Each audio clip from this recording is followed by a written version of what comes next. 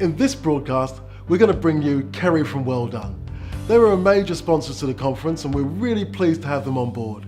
Kerry was talking about all the things that Well Done do for local government, and rather than me try and tell you about it, I'll let Kerry tell you all about it right now. What's different about Well Done? Lots of things. It's a company which develops its own technology. We're not taking anything off the shelf. We will use providers that we think can support us and have 24/7 operations to fix things if things go wrong. We don't particularly want to develop small technology that we have to maintain which aren't core to our business. We will outsource that kind of thing.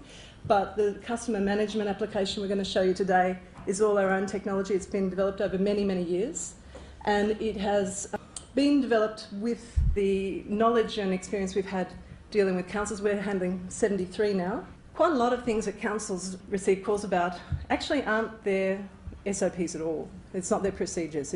You can get calls that your car is broken down in a clear way, which is an RTA matter, but they'll still ring council. In wild weather events, we got plenty of calls which were really for the SES. What we do with those calls will depend on what you're guiding us to do. Usually if we're getting calls which are off the plan for your procedures, we're telling them where they need to go, and we're not doing the calls for them, because then we'll be stuck on the line to the SES for half an hour and unable to answer other calls. Having said that, if you've got a vulnerable person ringing, agents are smart enough to make allowances that some people do need support. And so we're not unlike yourselves in many, many ways. With an escalation, the first thing that we'll do generally is we'll log it as collect initial information, which is, this is the main information we're getting about the incident, and then everything that follows on refers back to that as well. The ones which are orange, they're going to set a system reminder. So for instance, if it was a dog attack, it'd be an urgent thing that would be escalating straight away, and that'd be a priority one. The operator would log off so that they're not going to be distracted by anything else, and that escalates straight away.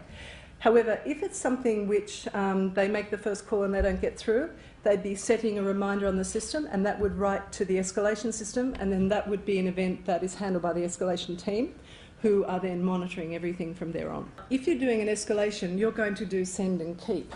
And what that will do is it will create a call log for that message, but it will be a parent log. And everything that happens subsequently will be the child log. So you can see all the actions that happened with that escalation and relate back to them.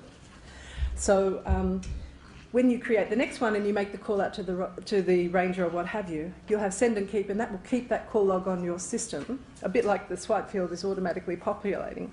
And then you'll go to the call, and then it might be someone said there was a dog attack, and then you'll be writing what happened with the subsequent call, rang Tony Vincent, no one answered, left voice message. And so you'd hit send and keep again. And so the next log would have 2 logs in it. So every time you do an escalation, you can see exactly where it's up to. We do full council service, so if you come onto us and have an after-hours service and then subsequently say, I want to do overflow as well, we're not charging you anymore. Once you're in, you pay, I think it's not that exorbitant, $110 a month to have the service in place, and then after that it's usage.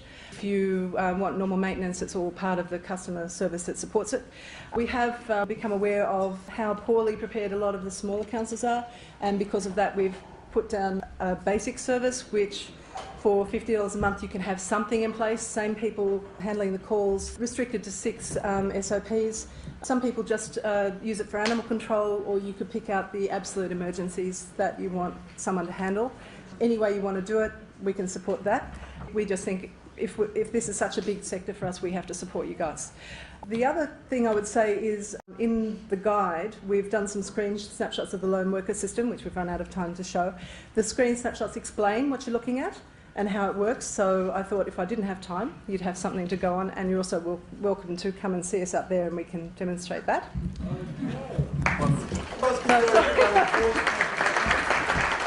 Kerry McLeod from Well Done, how are you? Very well, thank you. Great. You did a really interesting speech today. You have lots of information in there. Could you just tell us a little bit about what you were talking about and how the audience received it? So just give us a little snapshot, if you wouldn't mind.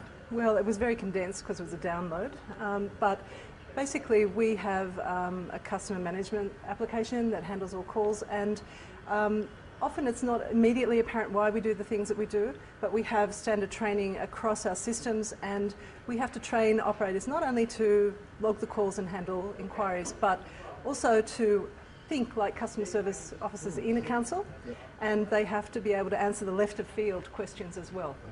The other emphasis I wanted to make, and the systems were just part of the story, was that we're trying to be useful. We're not just taking messages. We're trying to save work for our clients so that if it is a matter that they can follow through business hours, they don't have to log it again.